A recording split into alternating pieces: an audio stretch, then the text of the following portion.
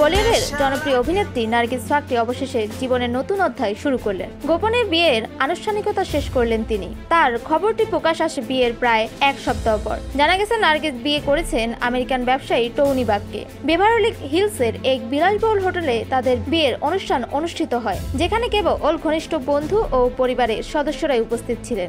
বিয়ের খবর লুকিয়ে রাখলেও হানিমুনের ছবি ঠিকই শেয়ার করেছেন নার্গিস। ইনস্টাগ্রামে সুইজারল্যান্ডের মনোরম পরিবেশে স্বামী টনি এর সঙ্গে ছুটি কাটানোর কিছু মুহূর্ত ভাগ করেছিলেন তিনি। টনির পোস্ট করা স্টোরিও শেয়ার করেছেন, যা দেখে নিশ্চিত হওয়া যায় একসঙ্গেই রয়েছেন এবং দাম্পত্য জীবনের শুরুর দিনগুলো উপভোগ করছেন।